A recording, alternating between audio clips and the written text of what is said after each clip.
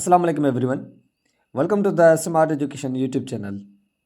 तो आज हम आई बी एम डी के 2024 सीरीज़ में सेकंड वीडियो, जिसमें केमिकल बॉन्डिंग के हिसाब से जो लॉजिकल एमसीक्यूज़ हैं उनको हम डिस्कस करते हैं।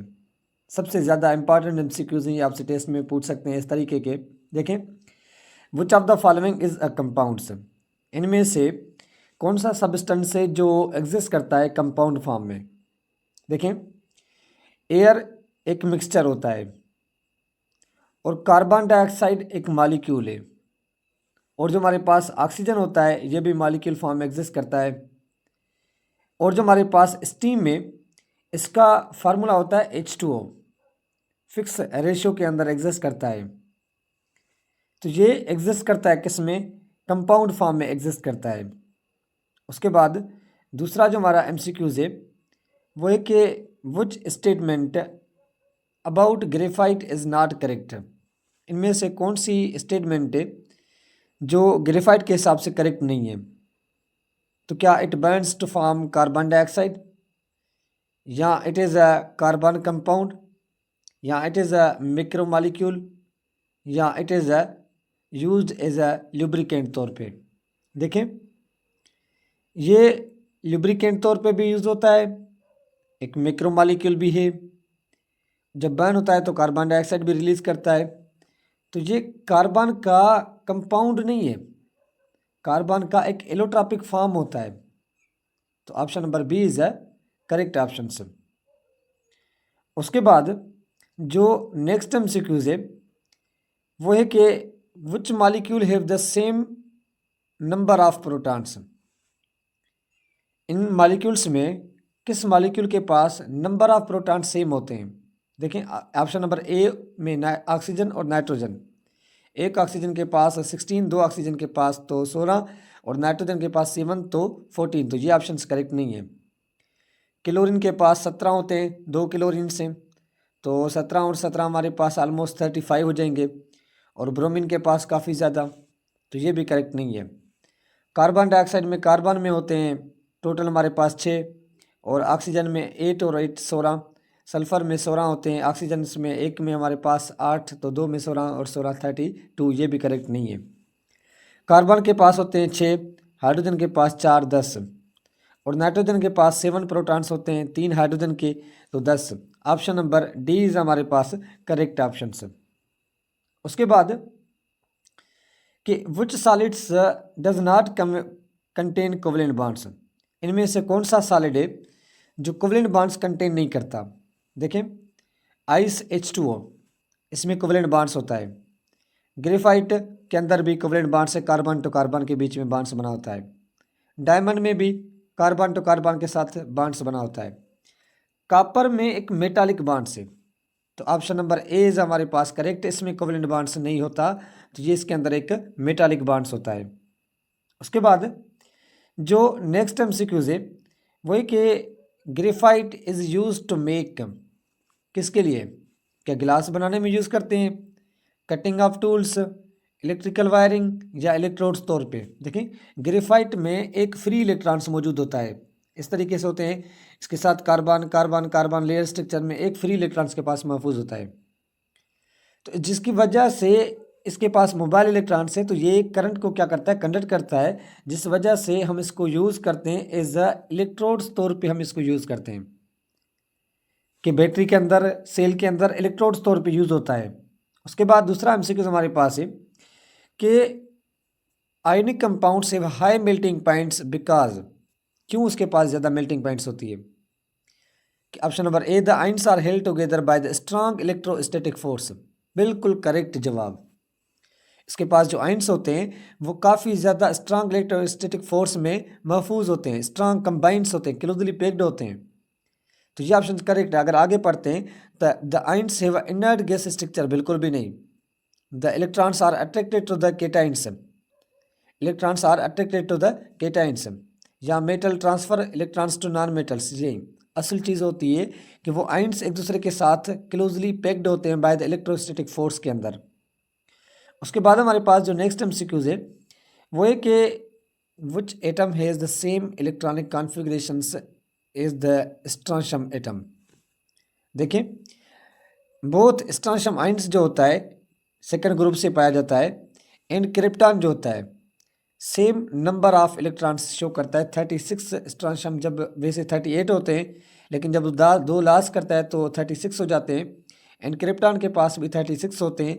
तो ऑप्शन नंबर बी हमारे पास क्या होगा कि करेक्ट होगा।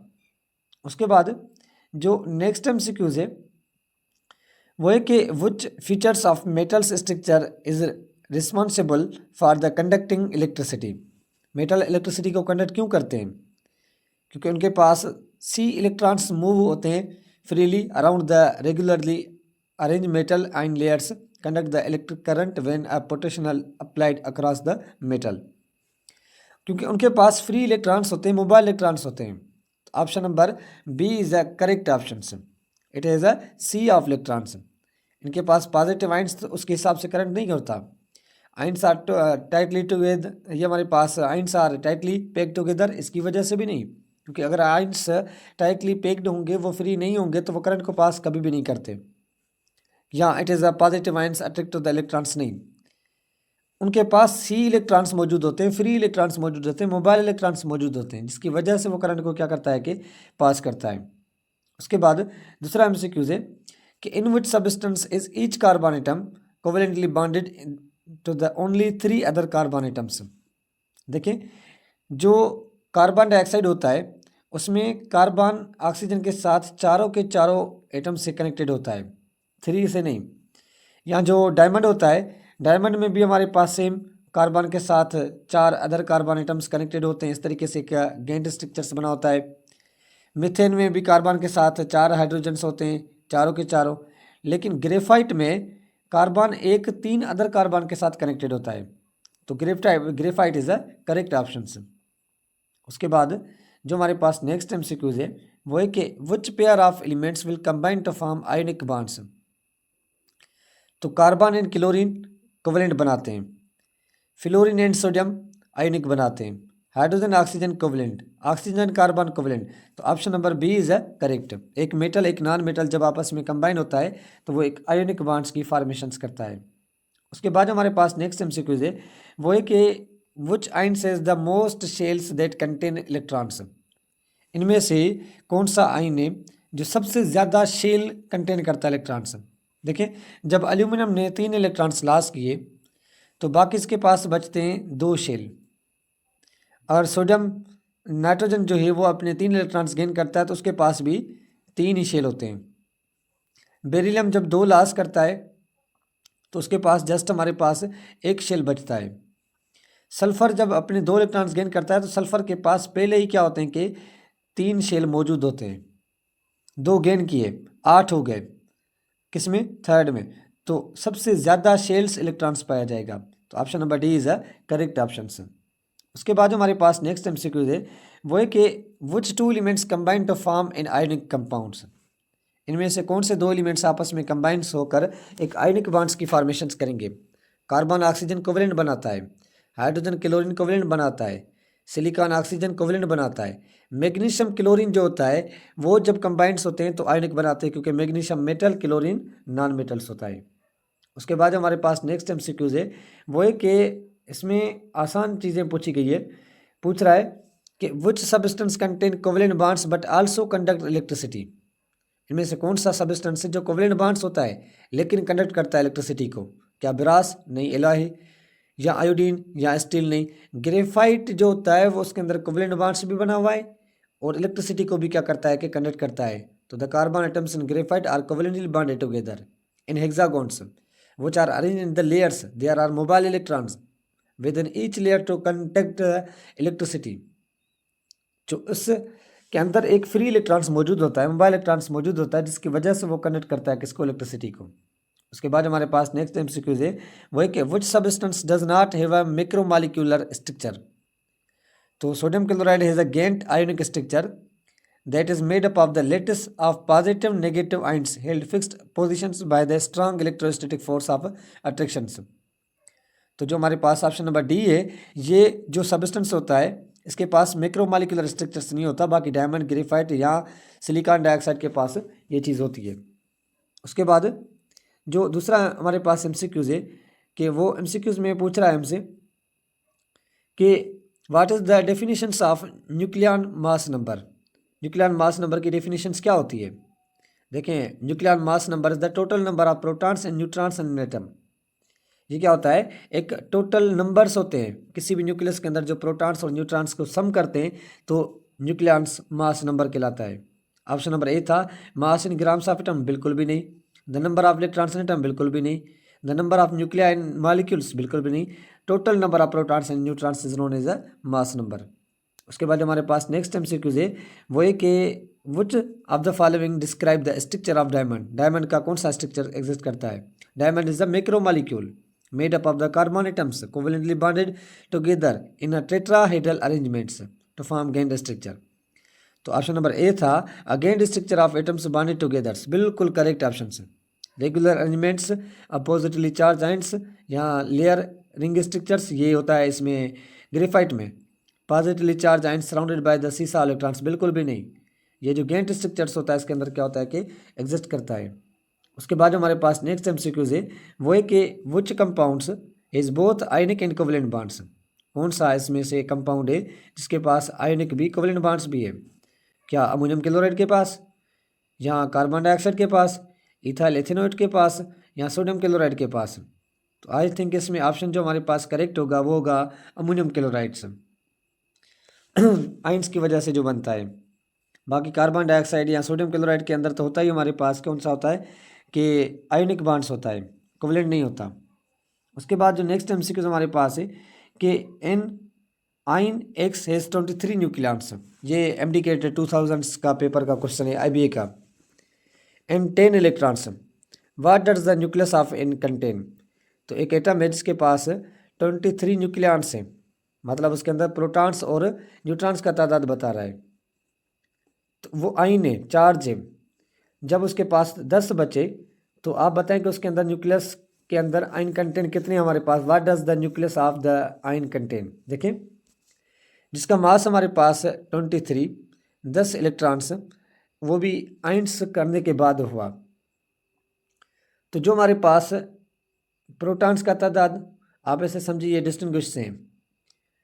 तो इसमें जो हमारे पास 12 और 11 प्रोटॉन्स और 11 न्यूट्रॉन्स को अगर हम सम करते हैं तो कितने हमारे पास हो जाएंगे? 12 और 11 में ऑलमोस्ट 23। 11 और 12 न्यूट्रॉन्स में, क्योंकि हमेशा जो होते हैं न्यूट्रॉन्स ज़्यादा होते हैं, प्रोटॉन्स कम होते हैं। तो अगर 11 प्रोटॉन्स 12 न्यूट्रॉन्स हैं तो भी हमारे पास 23 होगा। 10 और 13 हमारे पास कितने हो जाएंगे? काफ़ी ज़्यादा डिस्टेंस है। तो option number B is a correct, क्योंकि 10 हुए, एक उन्होंने क्या कर दिया, लॉस कर दिया। तो इस वजह से 11 एटॉमिक नंबर होता है सोडियम का, जिसका मास हमारे पास होता है कितना, 23 MU मास होता है। तो ऑप्शन नंबर बी इज़ हमारे पास करेक्ट ऑप्शन है। उसके बाद जो हमारे पास नेक्स्ट एमसीक्यूज है कि वो कह रहा है कि how many electrons are shared in the covalent bondings of the methane molecule. देखें, मीथेन मॉलिक्यूल में 4 हाइड्रोजन्स मौजूद होते हैं। 1 के 2 इलेक्ट्रॉन्स, ये 3 4, ये 5 6, ये 7 8 इलेक्ट्रॉन्स। तो 8 इलेक्ट्रॉन्स क्या है कि बॉन्डिंग है। तो यहाँ पे जो ऑप्शन डी था वो क्या था, करेक्ट ऑप्शन था। ये भी प्रीवियस का पास्ट का पेपर का एमसीक्यूज है। उसके बाद जो हमारे पास दूसरा एमसीक्यूज है वो है कि इसमें पूछ रहा है हमसे कि इसमें दोबारा हम क्वेश्चंस को देखते हैं। हाँ, ये आ गया। तो इसमें से क्वेश्चन जो हमसे पूछ रहा है कि a compound X contain chlorine in one other element. एक कंपाउंड से जो कंटेन करता है क्लोरीन और एक other elements, which property of X indicates that the bonds in X are ionic. और उसका एक्स के साथ जो बॉन्ड है वो कौन सा है, आयोनिक है। तो क्या it can be synthesised from the elements, या it conduct the electricity when molten. बिल्कुल करेक्ट, क्योंकि जब हमारे पास आयोनिक बॉन्ड्स बना हुआ है तो आयोनिक बॉन्ड्स जो मोल्टन स्टेट के अंदर होते हैं वो हमेशा कंडक्ट करते हैं इलेक्ट्रिसिटी को। इनसॉल्युबल वाटर में नहीं, क्योंकि आयोनिक पोलर हैं, वाटर में सॉल्युबल होते हैं। It is gas at temperature, बिल्कुल भी नहीं, क्योंकि आयोनिक हमेशा सॉलिड फॉर्म एग्जिस्ट करते हैं। उसके बाद हमारे पास नेक्स्ट एमसीक्यूज है वो है कि which substance contain an elements mixture and compounds. वो कौन सा सब्सटेंस है जो कंटेन करता है मिक्सचर भी और कंपाउंड भी। तो एयर प्योर वाटर होता है, सोडियम क्लोराइड्स। ये कंपाउंड्स होता है। Copper, air, copper sulphate. ये कह रहा है कि एलिमेंट भी एग्जिस्ट करे, मिक्सचर भी और कंपाउंड भी। तो कॉपर और कॉपर एयर मिक्सचर और कॉपर सल्फेट क्या होता है, कंपाउंड होता है। तो ऑप्शन नंबर बी फिलहाल हमें करेक्ट नजर आ रहा है। Pure water, sulphur, magnesium. तो सल्फर एलिमेंट्स, प्योर वाटर जहाँ पे, लेकिन कह रहा है कि एलिमेंट्स मिक्सचर। तो sulphur, copper, sulphate, sodium chloride नहीं, option number B is a correct. Copper is an elements, air is a mixture, copper sulphate is a compounds. So A is no element and C D no mixture. इन दोनों के पास mixture नहीं था। उसके बाद जो हमारे पास नेक्स्ट एमसीक्यूज है वो ये कि a substance X has the melting points higher than 500 Celsius, it conduct the electricity भी करता है when solid and when molten what is X. तो हमेशा बात याद रखें, metals generally have high melting points except mercury, क्योंकि वो लिक्विड फॉर्म में होता है, इंटरमॉलिक्यूलर फोर्स इसके पास कम में, which is a liquid at room temperature and prefer हमारे पास and the able to conduct electricity in both solid and the liquid states. तो देखें, copper, mercury, polyethylene and sodium chloride sir. तो ये भी हमारे पास यही पूछ रहा था। तो जो मर्क्यूरी ऑप्शन से हमारे पास क्या है कि करेक्ट हो जाएगा। तो यहाँ पे हमारे पास ये पॉइंट्स करेक्ट है। तो इसमें लेकिन रीजन्स अलग है कि metals generally have high melting points except mercury, लेकिन यहाँ पे कह रहा है substance X has the high melting points higher than 500 Celsius. तो इस हिसाब से कॉपर क्या हो जाएगा हमारे पास, करेक्ट जवाब हो जाएगा जब आप इसको मोल्टन स्टेट में कन्वर्ट करते हैं। उसके बाद जो हमारे पास नेक्स्ट एमसीक्यूज है वो है कि hydrogen can form both ionic and covalent bonds. Hydrogen जो होता है वो बोथ बनाता है, आयनिक भी और कोवेलेंट भी। आयनिक जब नॉन मेटल के साथ कंबाइन होगा, कोवेलेंट जब नॉन मेटल के साथ कंबाइन होगा। With which elements will hydrogen form ionic compounds. जब वो नॉन मेटल के साथ, तो carbon non metal, nitrogen non metal, chlorine non metal, इन तीनों के साथ कोवेलेंट बनाएगा। लेकिन वो सोडियम के साथ जो बॉन्ड्स बनाएगा वो बनाएगा हमारे पास कौन सा, आयनिक बॉन्ड्स बनाएगा। तो नीचे मैंने रीजन्स लिखा है, CH4, HCl या अमोनिया कोवेलेंट कंपाउंड्स होते हैं।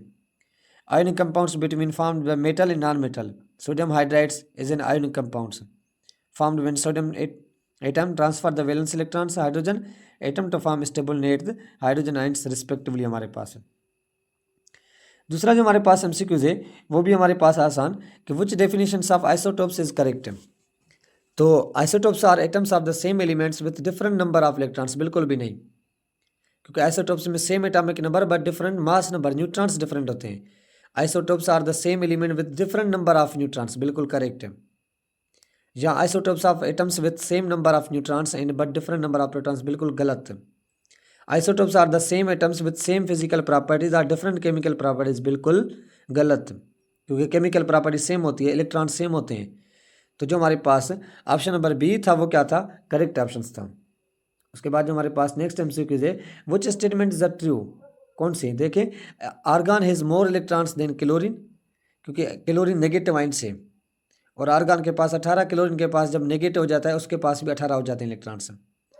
Chlorine has more electrons than the potassium, बिल्कुल भी नहीं, 17, और पोटेशियम ने अपना 1 इलेक्ट्रॉन लॉस किया तो उसके पास भी 17 हो जाते हैं। Fe2 plus has more electrons than the Fe+2, तो +3 में से +2 में गया, तो इस वजह से इसके पास 3 में कम इलेक्ट्रॉन्स, 2 में ज़्यादा इलेक्ट्रॉन्स हो जाएंगे।